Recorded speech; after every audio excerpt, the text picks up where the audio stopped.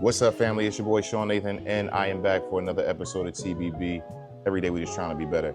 Yo, today I'm in the building. So surreal because I'm here in South by Southwest for this film festival, and unbeknownst to me, wouldn't you know, there is another black filmmaker here, and he just happened to be from Philly. So y'all know I had to sit down with this brother.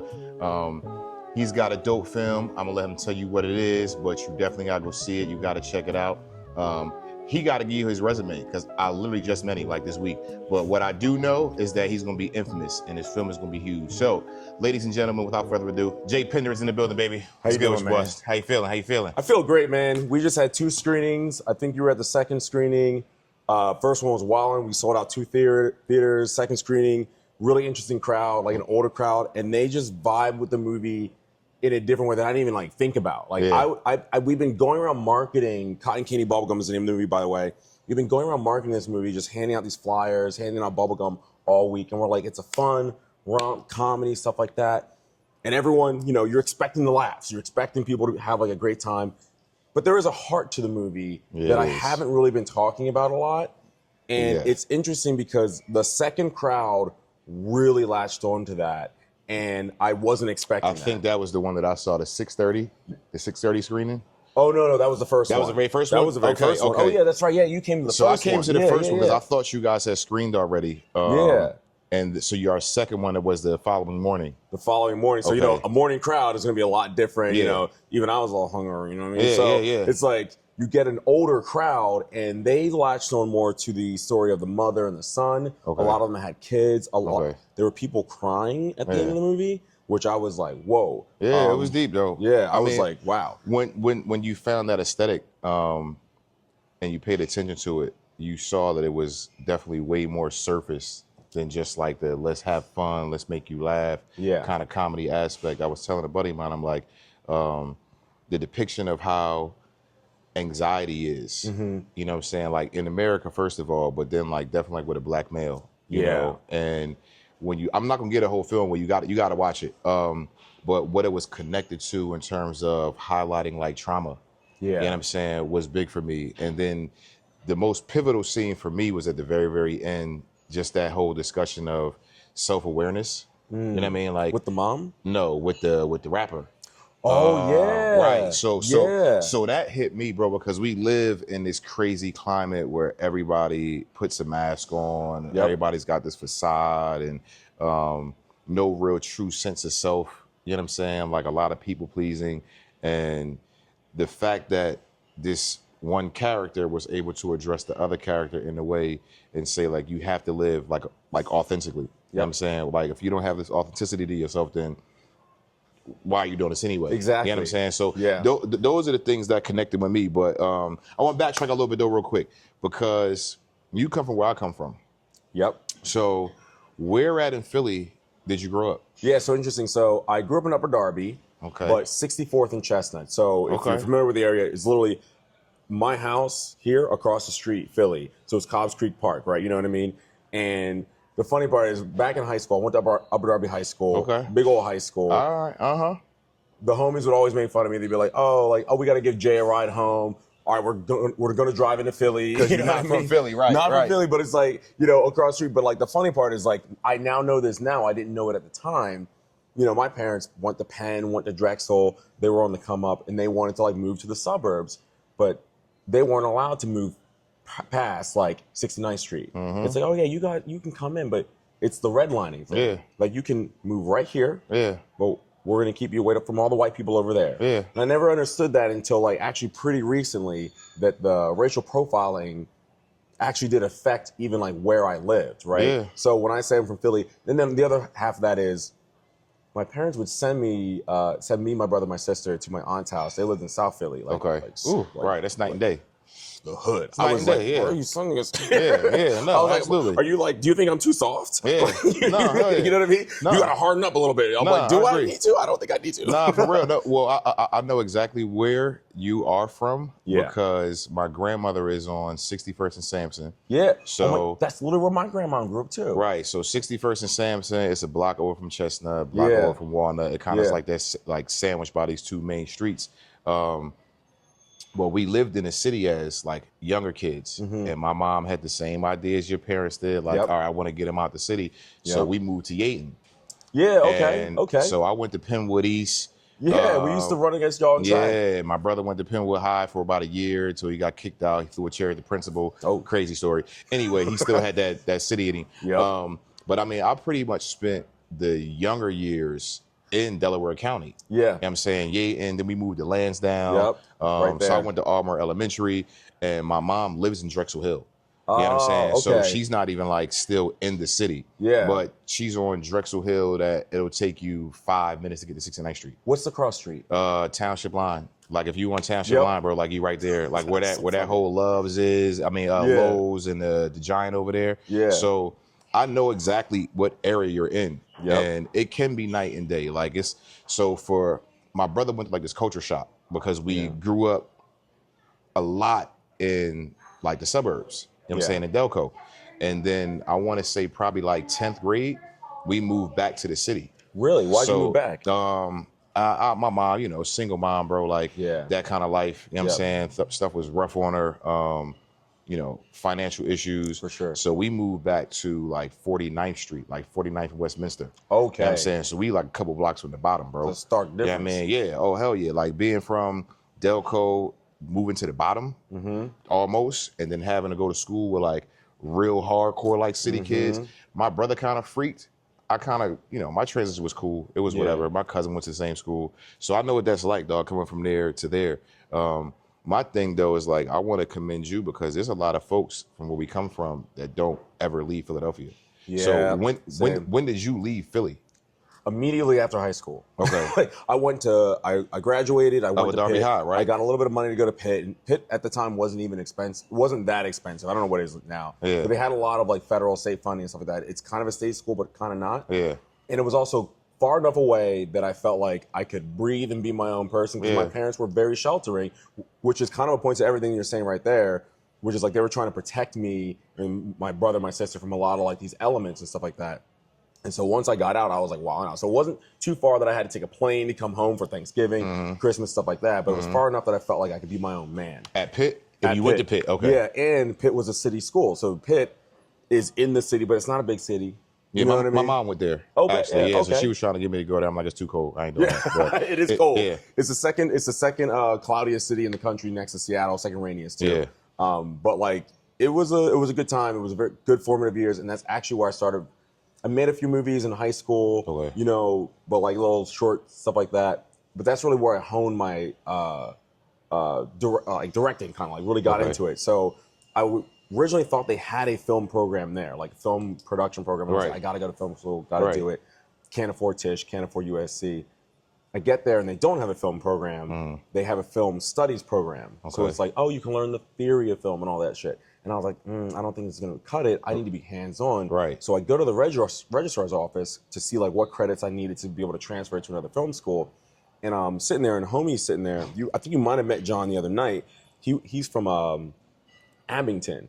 Okay. And he's like, still yo. still PA, yeah. Right, still PA. He's got a really interesting story too because he's like half Asian, half whatever. But like, he's like, before you transfer, come by the TV station real quick. I think you might like it. So I go over there. And there are no adults. It's just student run. You can just take out whatever equipment you want to, and you can just do whatever you want. You just make shows, make movies, whatever the hell. Yeah. So at that, I was like, yo, this is it. So I just ended up making a bunch of movies, made like 3 60-minute movies, kind of features, but not really, and just experimented. And this is all at Pitt. You're doing all Pitt. Okay.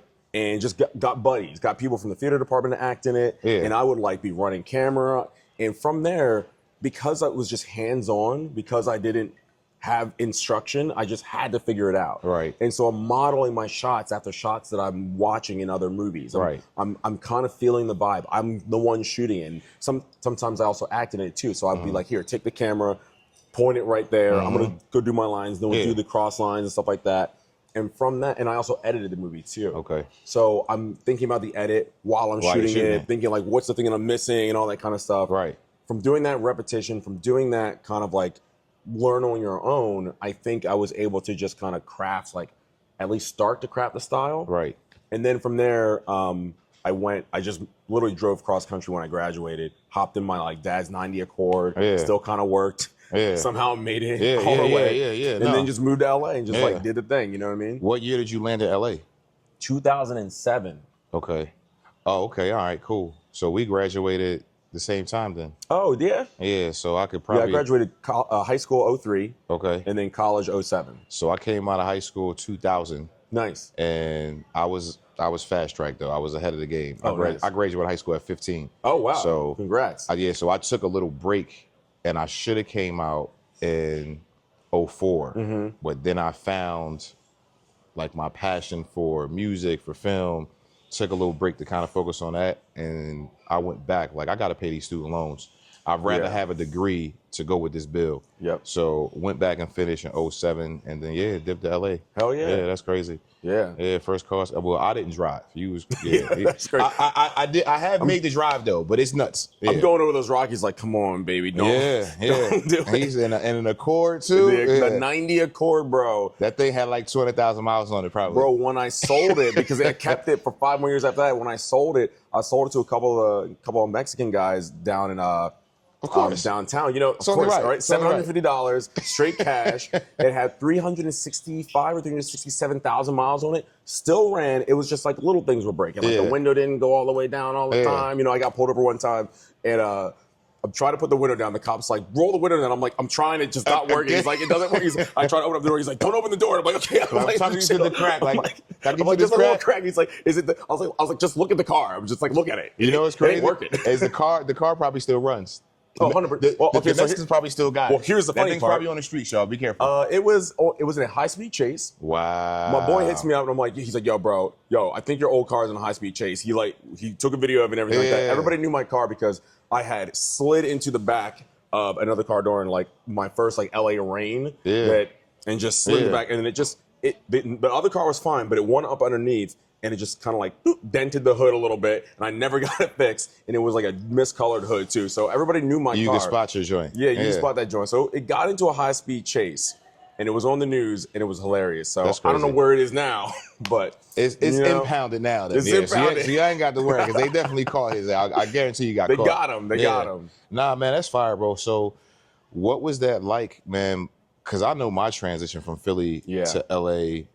It was, I mean, I enjoyed it. It was definitely a big shock for me getting there. So what was it like for you leaving from just the East Coast in general? Yeah. I mean, Philly is tough. It's tough. Yeah. So we got a whole different type of air around some of the people that are there. Oh, yeah. So what was it like going from Philly to LA? Yeah, rough. The first year in LA was insanely rough.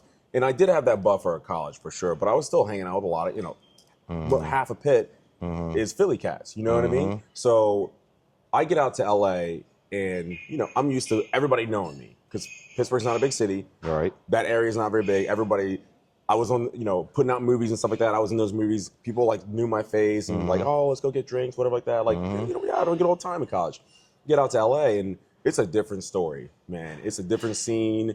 Nobody gives a fuck about what you're doing. Nobody cares. Everyone's out doing their own thing. Especially back in 07. Oh my God. Yeah. Bro, you know what I mean? Yeah. So I'm just like, hey, I want to go out, have a drink with some people, like relax.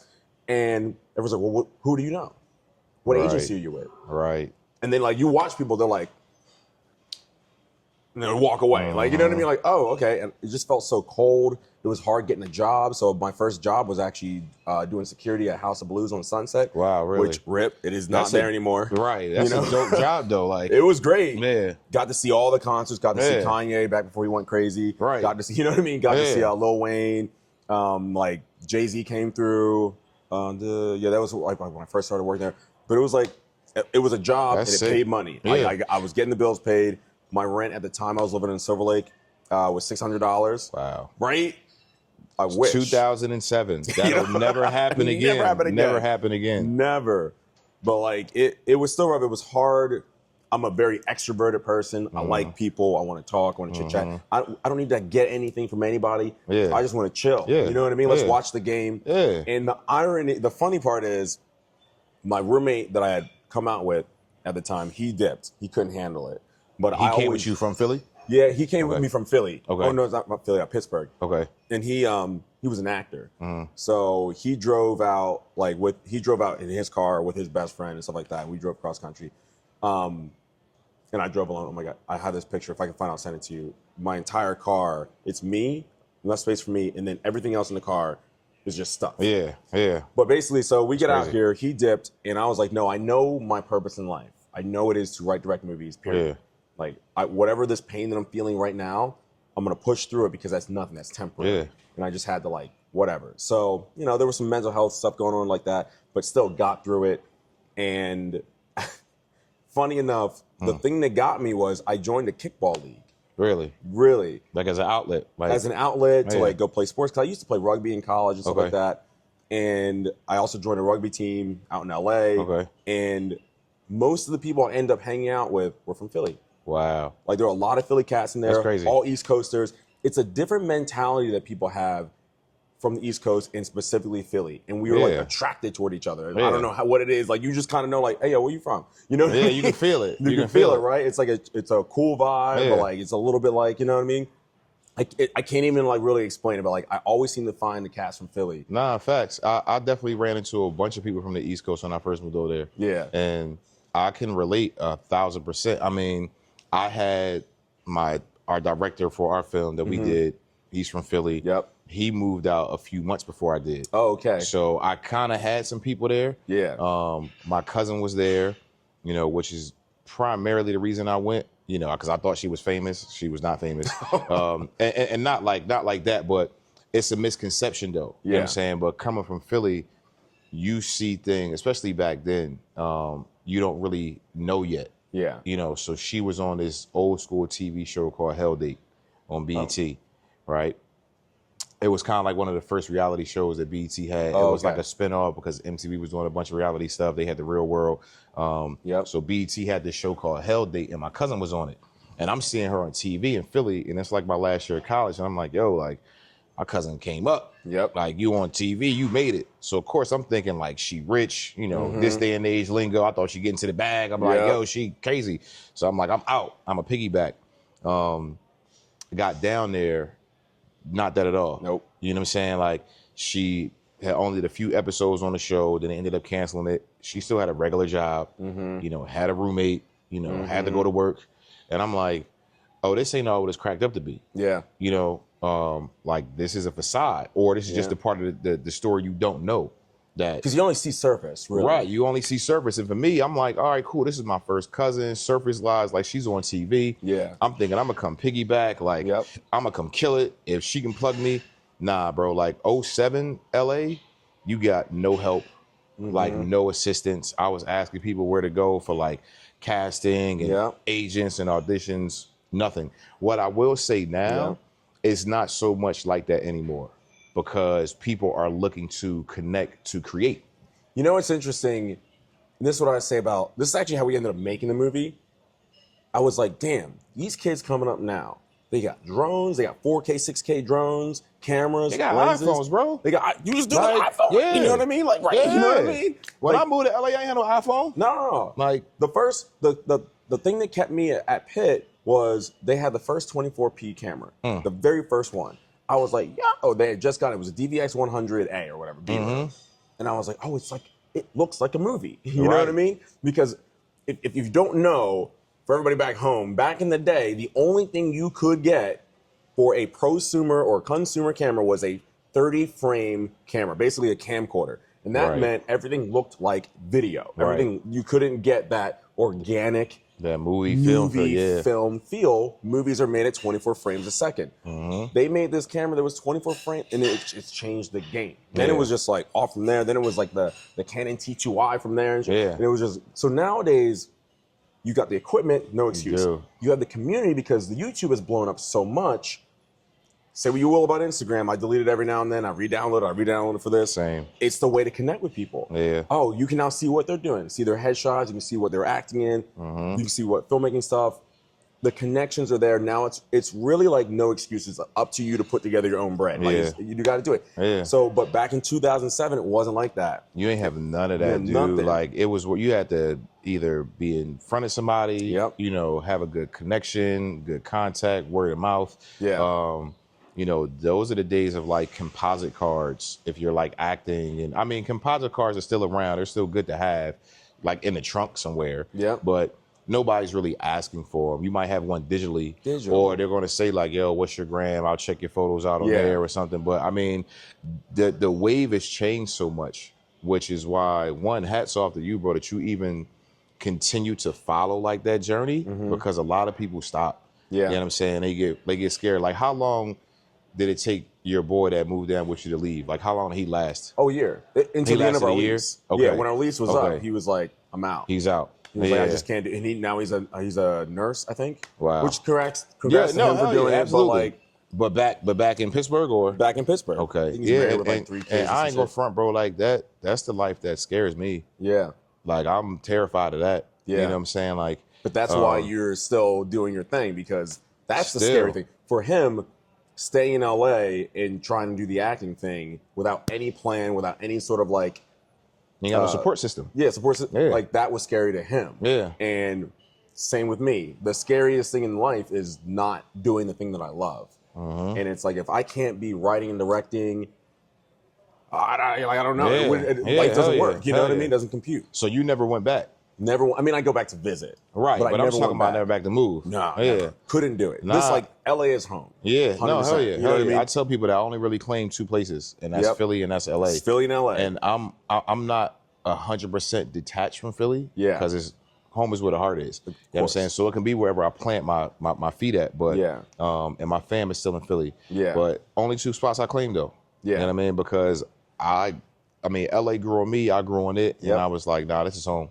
Yeah, you know what I'm saying? LA is funny because there's a lot of negativity in LA for sure. Oh, for sure. You kind of have to weed through. Yeah, you have to all find the negative people though are the ones who aren't from there, who aren't necessarily like flourishing though. Yeah, or who just don't really believe in themselves enough to keep pushing through. Exactly. Like you hear all the haters, oh, the traffic and people are fake here and it's plastic, and I'm like, well, leave, get out. Yeah, because the locals love it. They're not going nowhere. Right. You know what I'm saying? The people that come here that are really like actively engaged in what they want to do, they not going nowhere. Right. Like, it's a part of the process. So I be telling all the haters like, yo, well, what you moving for?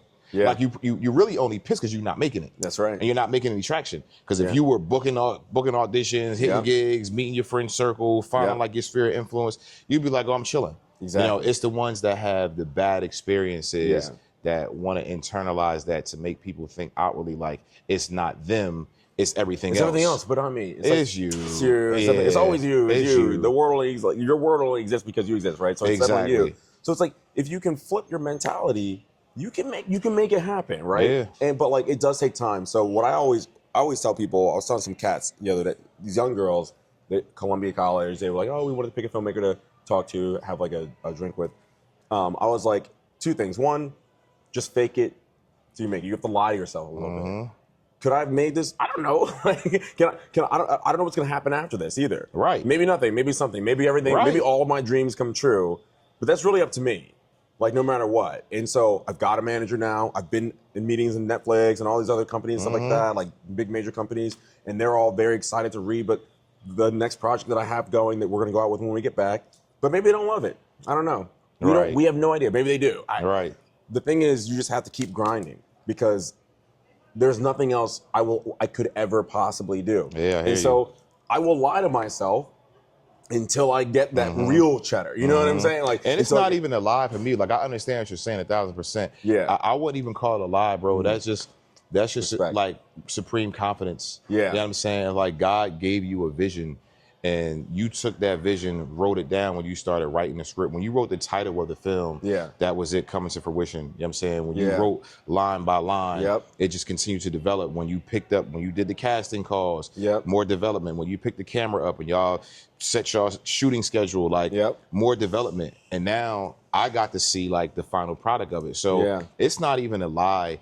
It's more so the belief that you have in yourself that other people may not have. Like that. And it's cool because nobody's really going like back what you want to back. Yeah.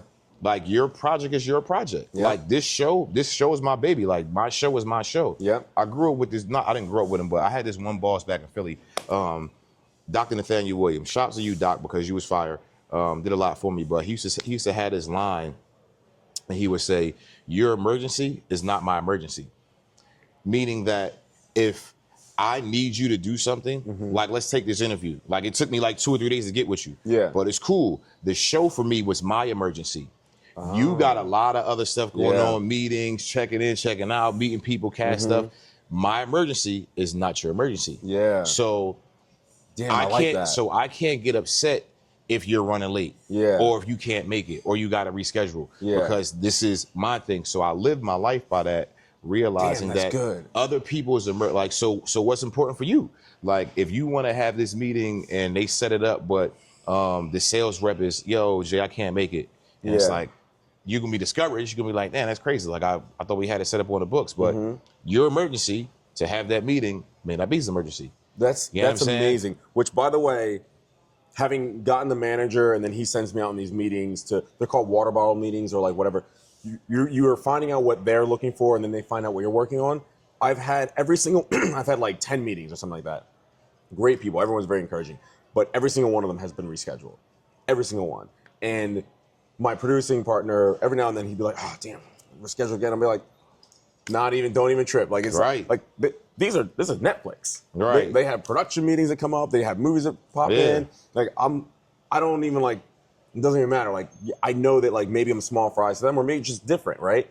They have like more bigger priorities going on. What if like, I don't know, fucking Jennifer Lopez or Tom Cruise was like, hey, I want a meeting right now. Yeah, I'm like, no, go take that. They're going to like, stop. You know what I mean? Right. But like, that's right. Because it's like, your emergency is not my emergency. My emergency is not your emergency as well. Right. You never know what's going on with people. Don't internalize it. Don't take it to heart. I love that. Yeah, I'm gonna definitely put that out there. Nah, for real, dude. Like, I mean, it's helped me navigate my life and it's allowed me to not take things personal. Yeah. You know what I'm saying? And it's allowed me to not put so much energy on other people because we live in an ecosystem, bro. Like, we're all connected somehow, some way. Yeah. You know what I mean? Like, and nobody does it by themselves. So we used to, when like you about my age, you know, we had these dudes come up, oh, I'm self-made. I did it by myself. No, that's a lie, bro. Yep. You know what I'm saying? Like, everybody need a team. Of course. You couldn't have shot the film by yourself. No. You couldn't play every single character. No. You know what I'm saying? Like, everybody needs a team, but nobody really likes to acknowledge their teams. I don't do that. I'm totally different. I'm like, I'm shouting everybody up before I shout myself out. Of course, same. Like you don't even got to see me. Yeah. Like, I know. You know what I'm saying? I'm one of those people that take like mental pictures of the steps that I take in my life and I stored that. I don't really got to show you nothing. Yep. I'm really kind of private. Besides the show, bro, you really don't get much from me. Yeah. You know what I'm saying? To be real, but I mean, that's, you know what I'm saying, for me, dog, like having somebody from grassroots where I come from, Delco, same kind of storyline, jumping to LA and then never leaving. Yeah. Never giving up. Yeah. Like, for real, Yo, dog. That's huge. So I want to know a little bit more about the film though, right? Oh, bet. How long did it take you to write it, first of all? Because I know writing can be a pain. Like, I've tried my hand at writing some scripts and I'm getting there. Yeah. But the writing thing, like, how long did it take for you to develop that? Definitely. You know, the writing thing you just have to keep doing because all my early scripts are trash, as they should be. But the ideas were there. Yeah. Right? And the funny part is, the first draft was probably 2 weeks. Okay. But that's to just get it out of the head. It's called the vomit draft, in case all the writers at home probably know. No, school them, bro. Tell them, yeah. Okay, the vomit draft is a very important draft. Just get it out of your head. I've got pages and pages of notes on my phone, Google Docs of like character bios and outlines and, you know, scenes that I want to like do. But until you can get that onto the page, you can't reorder anything. So it's called the vomit draft. It's just like vomit it out. It's not going to be good. In fact, it should be just trash. And there's actually a program, I don't use it, but there's a writing program that won't let you scroll up, won't let you scroll backwards. Wow. Just so you can just write. Keep going. Yeah, because what ended up happening is you probably have been through this where you're like, you write something and you go back and you reread it and you re-edit and you re-edit and then you just spend like an entire week on 4 pages. Right. That first draft, just get it all out. And it can be like the most clunky exposition. Like, I feel bad. You know what I mean? Whatever. Yeah. I will purposely write that because I'm like, I know I'm going to change that later. Right. But I know I want the character to feel that right there. So then I'll translate that into an action later on. And something happened to them. So for this script, first draft was like 2 weeks, trash. After that, rewrote it, rewrote it. You know what I mean? It was a stinker. I gotta tell you, it was fun though. It was he had this whole like influencer thing that he wanted to be originally. And then when I finally got to a place that I wanted my producer to read, it was probably about a month. Okay. So, and then I got him to read it. He gave me notes. And then we basically just went back and forth with notes. Okay. What worked, what didn't work. Okay. His wife is Jennifer Lopez's VP. So Okay. eventually she came in and gave me some notes too, which her whole thing is development. So I'm getting developmental notes from like a real vice president of like a company where they are doing $100 million projects. Yeah. And that was insanely helpful. Yeah. And then from there, I think it probably took like 2 months until we were probably like, all right, I gave it to him in January of 2003, and then we were ready to go with the script like in February-ish, maybe end of February. Okay. And we started casting in March. Okay. We put out our first casting call on Actors Access in March. Okay. And the funny thing is, I just kind of picked a date for the movie. I was like, you know what? That's the date I'm making the movie. Mm-hmm. I was like, I'm tired of waiting around. She had given me some advice, and she was like, your shorts are great. We had gone out with a short that I made to try to like this horror sci-fi thriller. And it was just a 20-minute little short. We were just trying to like get money to make the feature film. Right. But I think it was going to be a little more expensive than I thought it was going to be. So They always are. We were in at Blumhouse, and they were like, yo, we love this, but like, you haven't made a feature yet, bro. Like, we can't bank like 10 mil on you. And I was like, fuck. And she was just like, I get directors that come into me, and they've all made features. Even if they're not good features. They've made them. They made it. Right. And so I was like, fuck it. And so I wrote this movie knowing that I was going to make it. I was going to try to find money, and I was going to just pull whatever resources I could together to make it. And so originally we were just going to shoot with the cameras that we already own. So we own like, Sony A7, whatever, 4SR, whatever it is. We were going to rent lenses. I have a drone. So all the drone shots you see in the movie, I did all those drone shots. Okay.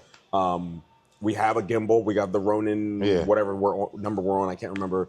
And we were just going to, and I also like bought a car rig to put the camera on the car, which was on sale at the time. So nice. Thank God. And with all the gear, I was like, I've already worked in casting. So I've done casting a million times. I've sat on this side of the audition table and had 500 people come through. Right. So I've done every single step in the filmmaking process. Lighting, camera, the whole nine. I've directed commercials, plenty of commercials of the year, music videos, shorts. So I was like, no, this is good because you're filling my gap. Because I was going to ask, like, what did you do for that first? I mean, you figure that's what 18 years you've been in LA. Yeah. Up until this point, but now keep going though. You got. So I was like, we have the tool. I have the tools. I was like, fuck it. I picked the date in July. I was like, July. We're gonna do July. We're making it there. We'll work up to that. Yeah. And then we just put the casting calls out and just started location scouting and did it. And so we did all of our location scouting off of Gigster and Pure Space. Okay. Because Pure Space fire. I'm telling you, they're phenomenal websites. They are. You could get a place like this on Pure Space, for like $200 an hour. Nah, you know what I mean? All of my music videos that I've shot, I booked the spaces by Pure Space.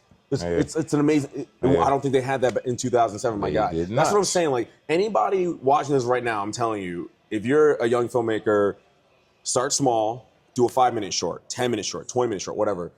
But the tools are there. Like you can get locations that are not your bedroom, that is not like your backyard. Like you can get actors that are not just your random friends that can't act. You can get real actors because if the part is juicy, an actor will come in for a decent price because they want something for their reel and you want a good actor. Right. So I guess the good way to think about stuff like that is like, if you can't pay people a lot of money, which is fine, we're all like out here to do the thing, offer value. Right. And so the value there is like, hey, I know I can't give you, $1,000 a day, right? Maybe I can give you $50 a day, $100 a day, $200 a day, and I can feed you.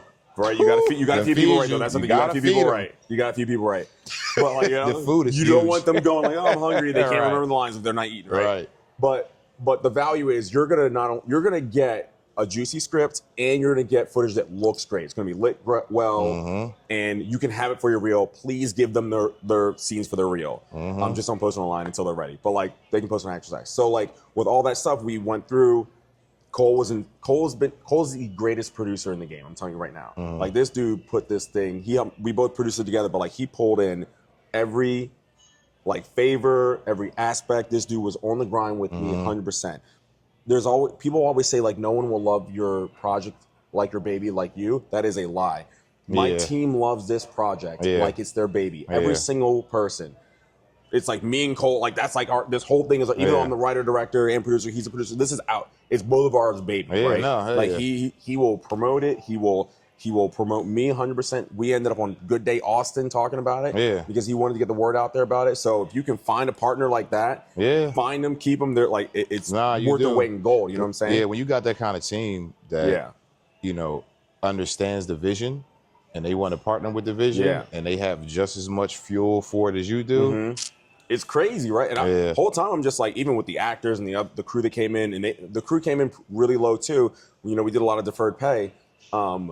They just believed in it. And we got our sound guy. The sound is crisp in this movie. It is. We got the guy from Terminator, and he does all of Nolan's movies. Wow. That's crazy. He was like, I don't know about this price, guys. He's like, let me read the script. Let me see it. And then he came back like a couple hours later. He's like, yo, I love this script. Yeah. He was like, I feel like you're saying something. Yeah. He's like, I'm in. Yeah. And I was like, what? So it was, and he was insane. Like, we made him an associate producer because he was like dropping knowledge on us during the script. He's like, I've been on a million sets. He's worked with like Terminator. You know what I mean? Exactly. So like he was dropping knowledge on us. He was helping us out. He was getting things going. And like just the team believed. And I'm just still, to this day, I'm just like, I don't know how or why you guys believed in me like that, but like, appreciate it. Now we're sitting here. Yeah, no, you are, bro. And that's, I mean, you probably had no idea it would get here. Like, we didn't have any idea, like, our film would get there. And then we had to wait. So how long did it take y'all to film y'all's? Like, how many days did y'all shoot for? 12 or 13 days. Okay. Yeah. I think we did ours in like 9. Oh, wow. Like 9 or 11. Yeah. And then I went home and I was like, all right, whatever. You'll see. What's next? Yeah. How long did it take to edit for y'all? 2 years. Because all that VFX. All the VFX, bro. Like, he took 2 years to put it together. He had to get the music. You know what I'm saying? He had music's fire, by the way. he had Denon. You know what I'm saying? If y'all know Denon, he came up with Eminem, D12, all of them. You know what I'm saying? Mr. Porter, he goes by that too. Yeah. You know, my homie KG did some tracks for it. You know what I'm saying? My boy Vet, he from Philly. So piecing it all together, one, he had to build everything out, getting the music. That took a while. And all of us, I was like, bro, I need to see this joint. Yeah. We did a screening in October of last year in LA. So everybody came down to see that. And we was like, all right, bet, we like it. You know, what's next? And he didn't tell anybody. Well, I knew. Like, he kind of gives me inside information. But once it got accepted, it was like, all right, that's crazy. Right. You know what I mean? So I was at your the first screening, and I heard about the no call, no show for one of your characters. You know what's crazy about that, bro? Is that I bet now he's somewhere like kicking himself. Oh, for sure. To be like, oh, it made it into South by Southwest. Yeah, so joke's on you, buddy, whoever you are. I don't know who you are, but you did yourself a disservice. You know what I'm saying? Like, sure did. Yeah, I mean, he'll regret that. He's probably regretting it now. You know what's funny? I actually, he was a friend of Cole's, and he was supposed to come in and also produce as well. He was another like producer, director, stuff like that. I don't actually know what happened. They didn't let me know because it was day one of shooting the movie, and our cinematographer broke his hip a few days before the shoot. I stepped in to shoot it then. It's crazy, right? So you think you just gonna be directing like let's do it like the whole 9, like whatever like that. Now I've got a 40-pound camera on my shoulder because the whole thing was handheld, and we're shooting. So first day, we made the day. We did the day. We had to make the days there because the family still lived in the house, so they were coming home. But we made the day somehow. Exhausted. It's 90 degrees in the valley. You know what I'm saying? And we're outdoor most of the time. So I'm sweating. We finally sit down at Chili's down the block. This is in like Encino. And I'm just like, yeah, I worked in Encino. Day one. And they're like, Jay, we gotta tell you something. I'm like, oh no, what? Right. So they tell me, and they're like, he just didn't show up. Because I halfway through there, I was like, what's his name? To this day, I can't remember his name. I think my brain was just like, delete him. Right. As you should have. Like, you're gone, bro. Like, I actually forgot about him, to be honest with you. Ben did such a good job. I actually forgot about him. But like, he just no-showed, and I guess he didn't like something in the contract, or wanted something, or didn't think something was safe. And we had fake guns on set, but we had like 3 people that were professional gun people. Right. Same for like, we were like, he didn't call to talk about any of that. He just didn't show up. Yeah. And that's the thing. And I was like, they were like, what do you want him to do? Because his first day of acting is tomorrow. And I was like, well, he's fired. I was like, I can't trust somebody like that. Right. to be on my set, right? That's going to be what if we bad start energy. and then he decides to quit day 3 and we got this footage and exactly. Now he has something that can hold over the production. Yeah. Spike Lee said it well, and it's stuck with me forever. He said it back a long time ago. He's like, if there's ever anybody on your set that thinks they're doing you a favor, get rid of them immediately. Yeah. There are no favors here. Right. Like, you know what I mean? They are going to be, it's going to be bad at some point. Yeah. So I immediately was like, the dude Ben had, he was the villain in the short that I told you about, the Thriller. Okay. Amazing actor. This dude needs to be getting way more roles. He's very versatile. I originally wrote the part, and I was thinking about him, but I thought he might be too young to play a dad. But as he's on set, so he came in, he saw we were making a movie. He's like, hey, can I just come PA for free for you guys? You guys are cool. I just want to, like, you know, get more into the production side. Yeah. And we were like, of course, yeah, we'll take free labor. But also, like, you're cool. But he was there, and I was like, well, wait a second. But you're cool too, though. Yeah, but you're cool too. But we'll take free labor. That's good, right. But I was like, wait a second. Something is serendipitous about this moment. Yeah. I was like, call Ben right now. Yeah. I was like, get him. I was like, I think he'll do it. I think he'd be amazing at it. And he crushes. Yeah, he You know what I mean? He did, man. Like, he definitely carried that role of all aspects, like him as the father, him as the other part of his role. Can't give it away. Yeah. It was, He's got some good comedic timing. And he picked up, he just had to learn the part right then and there. So I gotta ask, was anybody else on the cast from Philly at all?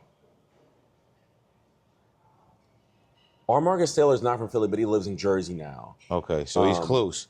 I was only asking because I was cracking up. I'm gonna give away one little line when he's like, hand me that John. That John. He's like, what are you talking about? And he was like, the John over there. And then my man walks in with the John t-shirt. I said, yo, my boy Jay. This is the hat too, by the way. I said, my boy Jay is so Philly for that. And I appreciated that, and I'm sure everybody from Philly is gonna love it. I know they're probably gonna make it go crazy, cult classic out there. What I will say now is that I see Philly supporting things that come out of Philly a little better than what I grew up seeing. Back in the day, everybody was like crabs in a barrel. You know what I'm saying? Like, yeah, we all from the same spot. I came up with this thing, and it was called PSP. And it stood for Philly Support Philly. Oh. I guarantee you I originated this, right? Yeah. There's a DJ named DJ No Frills, and Frills my man, but Frills to try to say he originated it. Gilly might say he did it. I got receipts, bro. Yeah. I have a really old mixtape from like 2006, 2005, maybe. Sleep got it somewhere.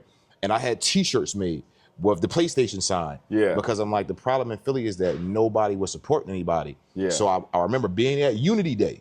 I don't even think they do Unity Day no more. Nah, so I'm at Unity Day with my CDs called Shy Returns. At the bottom of the CD, it said PSP, and I was rocking a PSP shirt. Yeah. And I was giving them out. Philly Support Philly. I've since changed it to now people supporting people, because it's just because I'm so bigger than Philly now. Well, I'm not so bigger than Philly. I know the world is bigger than Philly. The world's bigger, yeah. So I've expanded like my visual reach and where I want to be. But when I was watching the film, like, they gonna love this, because the hardcore essence of like keeping your grassroots in it, bro. Like, I appreciated that, because you've been in LA for almost 20 years. Yeah, it's crazy to say it out loud. It is. It's wild. But shit, I'm like, but still having like that, paying like homage, you know, and not running away from like where you came from. Yeah. You know what I'm saying? And I love it. I mean, because it gives you never deny who you are. Who you are is who you are, period. You know what I mean? Like, and Philly don't make you, but it's like, this is a part of my upbringing though. So and it's the bedrock, it's your foundation. And it's also like a fun little thing. It shows people personality, especially now with the Eagles doing the thing like they doing. I was repping Philly all day, even when we were bad. Nice. And that was like the joke of it all back then too. But it almost like lets people know, like, yeah, that's where I'm from. Like, you know, just, you know, a little bit. Put that out there. Yeah. You know? When I say it, it's me telling you, like, you might want to leave me alone, bro. Yeah. Like, like, I'm nice now. Yeah. Because I'm older. But just like, watch out. Yeah, I got kids now, so I got to be respectable. But how many kids? I got 3. Oh. So I got 2 boys and a girl. My son was actually in our film. So you saw our film. So it was the commercial with the Miss Buttersworth. Yeah. That was the commercials in that movie had me. Well, the funny part is, like, the thing with the washcloth, I get home, or I get back to the Airbnb, and I tell my sister about that. And she's like, we were just having that debate. someone had a loofah in the bathroom, and she was like, we were trying to figure out whose loofah it was. I was like, right?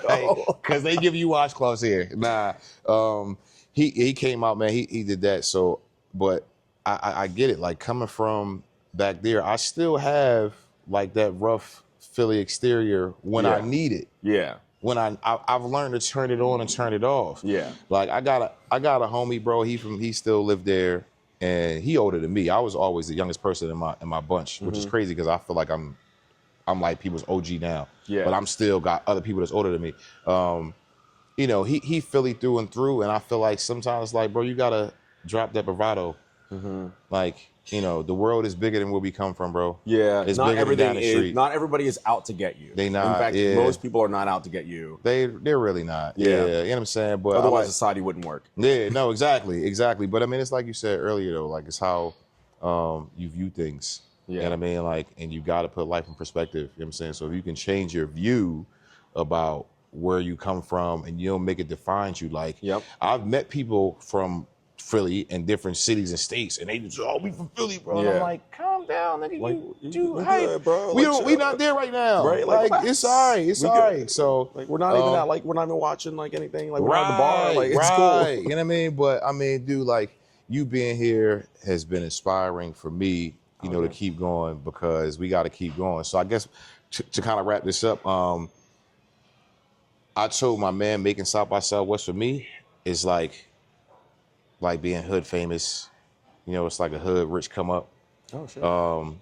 Cause yeah, it's cool, but all right, I can't dine out on that though for the next 10, 15 years of my life and not do nothing. Be like, well, I made it in the South by Southwest, bro. So you know what I'm saying? No. It's a starting point. It's a starting point. So that's my question for you. Like, what's next? Like you were saying earlier, like, I don't know what's gonna happen with this. Like, I don't know where it's gonna go, but I gotta keep moving. So one, where do you want to see the film go? And then two, like, what else are you going to be working on? Like, what can we expect from Jay Pinder? Oh, for sure.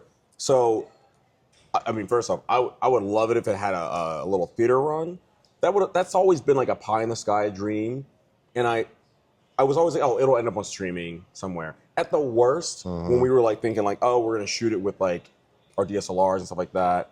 Until the creator came up by the way with Denzel's son. Which that was shot on a DSLR. Yeah. Isn't that crazy? But it's the lenses, right? It's right. We were like, listen, at the worst, we have Morgan J. He has a huge internet following. We put on YouTube, get like 10 million views. And we can just get advertising dollars off that and maybe some like little side t-shirts and stuff like that.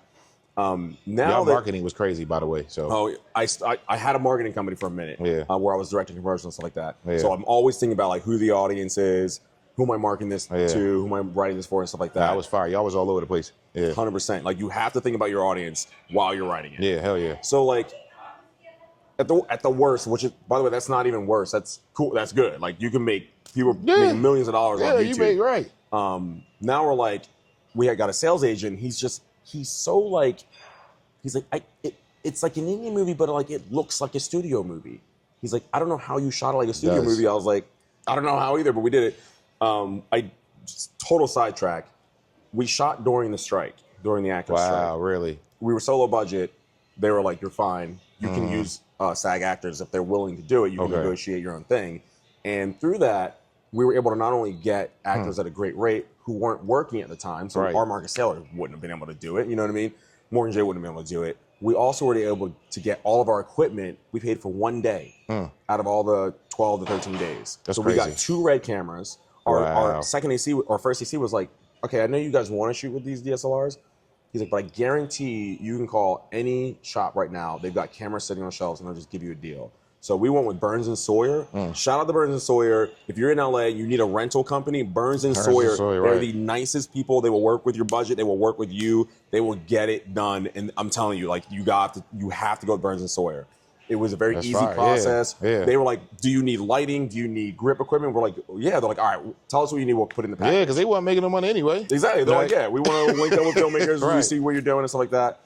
So we got great lenses, and we shot with 2 Reds. And so it's a comedy. We're shooting 2 cameras for like at least half of the movie, and it was Saturday, but it was great. So it looks really good. I got an amazing colorist, amazing sound design in post and all that stuff. I cut it myself. And then amazing guy who did all the music. He did the music for my past 2 shorts. and Ben Zecker. He might be here tomorrow.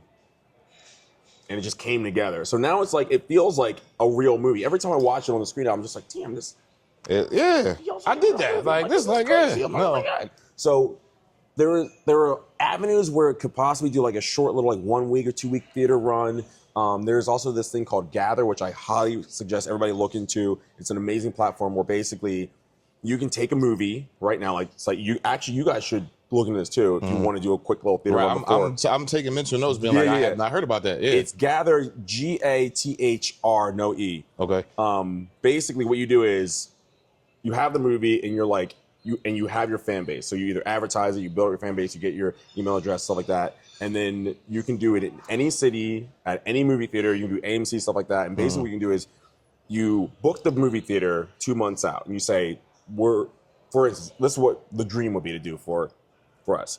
On May 31st, random date, May 31st, we're going to do a USA screening at 7 p.m. around the country in every major city. And we'll be like, Morgan J's first movie, this is the date. Yeah.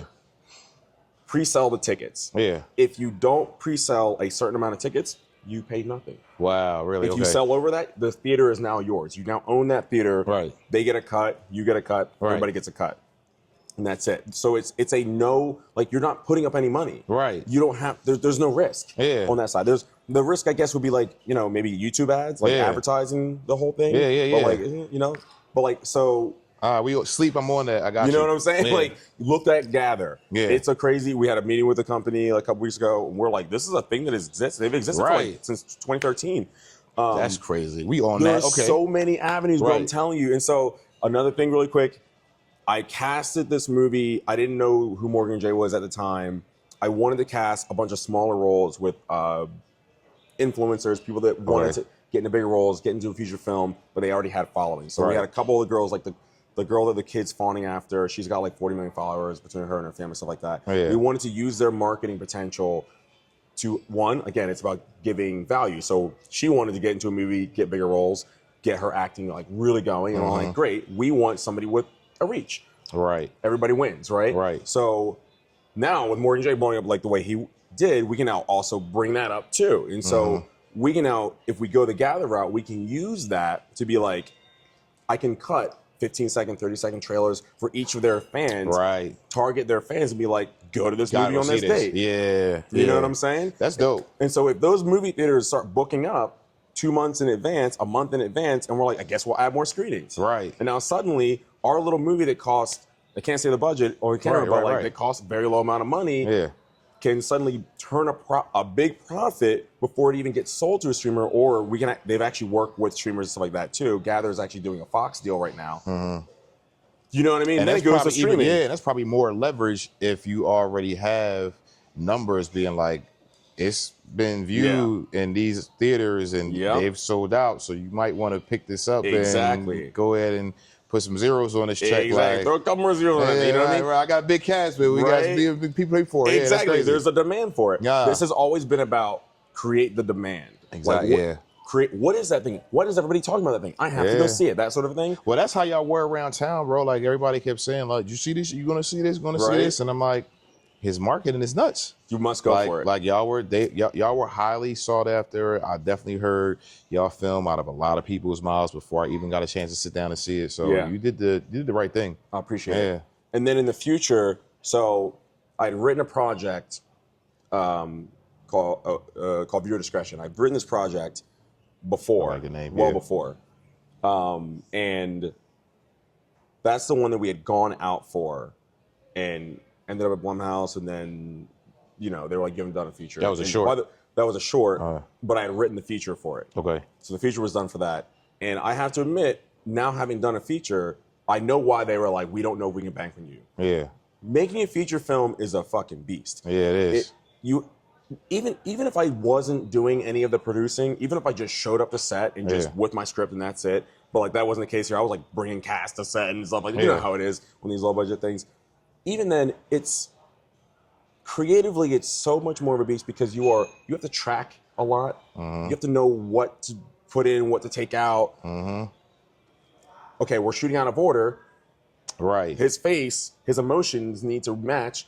the scene that they're going to see in the movie before. And then I'll do that for 2 weeks in a row. You're right. And now put that edit together. Now put the music together. Now do the color. Now, do you have to go back and reshoot something because something's not working? Right. That whole process takes about a year, right? So 10 months to a year. So yeah, I don't think I could trust anybody with $10 million without them doing a feature because they haven't done it yet. Yeah. Now having done it changes the game. Yeah. And so not only does it change the game for how I then go into meetings now, but it changes the game for how I write. I went back and rewrote that script I'm talking about. Really? It's a million times better. Yeah, because now I'm just like, oh, yeah, no. I don't need that scene. Yeah. I completely got rid of 2 characters. Like, no, we don't need that character. Yeah. Because now I'm also thinking about production. Right. I'm like, okay, let's limit as few locations as possible, as few storylines as possible, because the less things an audience member needs to track, the easier the movie-going experience is going to be, right? And so all of that came from making the first feature film. Right. So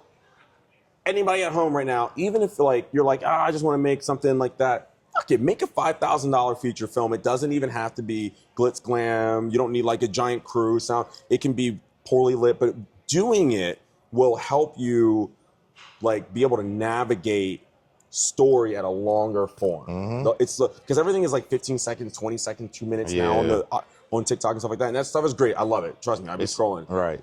But if we're talking about if we're talking strictly about feature films, you have to feel out the longer length. You do. And can an audience enjoy it and the characters throughout the whole thing? Right? Can that gun that you showed in Act 1 pay off in Act 3 and have the audience remember its significance? Right. Like the one that was on the table that I paid attention to, but it's up there for a reason, though. It's up there for a reason. Yeah. They call it Chekhov's gun, but it's Chekhov's everything. Right. There should be nothing in your movie that doesn't make sense or have a payoff, right? No, the gum has a payoff, right? It does. Everything has because the whole to matter. time, that's what I thought. I was like, I'm thinking like, I'm waiting for the reason. Yeah. Like I'm waiting for the reason. Yeah. And then at the end, I'm like, it made sense. Like, this is the reason. Okay, yeah. So like the problem that I had in the original View Discretion script was I had too many things in there to track. Okay. I then went back, took out most of those, and now it's an easier read. Yeah. Now when people read it, like my manager gave me like he's like, I want to make sure he's like I'm being nitpicky now because we're ready to go out with this. He's like, when this gets made, I want all of like the guys on Reddit and stuff to like not be able to like. Right. He's like, it all has to like, you know what I mean? I'm like, perfect, yes. Let's be nitpicky. He's like, because it's fucking good. Yeah. He's like, Yeah. you did it. Yeah. But I mean, You know what I mean? and then at that point, bro, like I see it coming. Like even like the bigger the budget, once you get like a budget, if somebody throw you 10 M's, you could put scenes back into it. Yeah. And you could be like, yeah, I kind of want to shoot here now. I kinda you know what I'm wanna roll, saying? you know what I Like, mean? no, absolutely. I mean, because then you have more options. Yeah. We're definitely limited a little bit. Yeah. And I say a little bit, like I really mean a little bit, because I mean you can just be guerrilla and do whatever you want. Oh, for sure. If you want to, you Yeah, gonna run Mark Duplass and his brother, they keep the indie thing going, 100%. whatever. But maximizing when we like what we are limited to make it as big as we possibly can. Exactly. That's what my man was like. I want locations. I saw the film with certain locations being like, yo, I'll help you rent stuff out and whatever. But then he was like, nah, I'm gonna just green screen this joint. But the thing about that is, he green screened it, but that was perfect for the aesthetic. It made more sense for him to green screen. To be honest with you, Exactly. Like I don't know if the movie works if it's not green screen. Right. You know? Yeah, like because it's not. There's nothing 80s. Yeah, it's around. it's satire. Like, like background. Like how do we have a dude in a Jerry curl outside of a Starbucks? Yeah. You know what I'm saying? It's not the same gonna thing. happen. It's not the Starbucks same running around when thing. people had Jerry curls. Nah. So the green screen thing definitely works for ours, man. And your film, aesthetically for me, I was like, this is dope because I thought the same thing. I'm like, this don't no indie. Yeah. Like this looks like a studio film. You know what I'm saying? And what I also like was it gave me like remnants of like Fear and Loathing in Las Vegas. Oh yeah. Like during those scenes. And I was like, this is like some Fear and Loathing or like some Cool World with like 100%. Brad Pitt when she's kind of like freaking. I'm like, this is dope. And I know that takes time. You know what I'm saying? Because my man, he likes to say like I can find a silver lining in anything. I'm like, yeah, I can, bro, because there's a way to appreciate everything. Because we get so many people like to tear stuff down. It's like, all right, you don't have to love everything about it. I think my man has had a Philly jersey on. But I'm like, yeah, there he is. Right, Got the right. Hurts jersey I'm on. tripping. My man. Right. So I'm like, but if you can't find like something great in everything, I feel like it's a problem with you. Like I feel like those internal. are like the most negative, pessimistic people, because there is legit beauty in everything, and your film depicts that, and it has it. Like it's not gonna be for everybody. No. Everybody ain't gonna rock with it. Yep. It's cool. Like that's what critics are for. Yep. Like everybody's not supposed to like it. Yeah. You know what I'm saying? But everybody can find a piece of themselves though in that film. Yeah. You know what I'm saying? Yeah. Is what I like about it. And I mean, just overall, bro, that you got it done. You know what I'm saying? Congratulations again on being here at South by Southwest, man. Like, I'm looking forward to seeing this thing everywhere, seeing more stuff working together. You know what I mean? Absolutely. Going back to Philly, hanging out. I don't know if R2L is still around in Philly. You know what I'm saying? If it's not and you ain't been there, I'm taking you there. It's crazy. Let's go. Rooftop joint downtown. Let's go. Wait, are you talking about the spot on the It's like right under the bridge? No, so R2L is kind of next to like Liberty One. Okay. Downtown, like 17th and like Walnut Chestnut. Oh, okay. But it's like on the 35th floor. Yeah. So you take the elevator and it passes everything and takes you to the restaurant. The view of R2L is dope because you see the whole entire city. So damn, that sounds nice. Like, you know, it's chaos going down, but from that view, wicked, bro. I don't know if they still there. If they are though, yeah. and we ever in Philly the same time, we definitely going to hang though. Definitely. But I ain't gonna keep you, bro. Listen, we got. Yeah. I appreciate you coming out, man. Yo, I appreciate you having me. I'm glad we were able to make it happen. Absolutely. Listen, somebody was like, "You really?" I said, "Bro, like my man from Philly. What you mean?" And he's here, and we're here. Like, I know how to support my people. Like, some people don't know how to do that. Yeah. You know what I mean? So this has been a blessing for me, bro. Oh, definitely. Tune in. You know what I'm saying? Y'all gonna see us. Y'all definitely gonna see him, man. So shouts to Jay Pinder. Give him the name of the movie one more time. The name of the movie is Cotton Candy Bubblegum. It is a crazy coming-of-age comedy, and I think you're gonna love it. Yes, you gotta go see that, man. So until next time, beautiful people, y'all know what to do. Love somebody, hug somebody, and always try to be better. Yo, we out. Sure. She's like, well, why don't you rock the Philly hat so you can get a little piece of both? And I was like, all right, bet, let's do both. Nah, that works. You know? That works.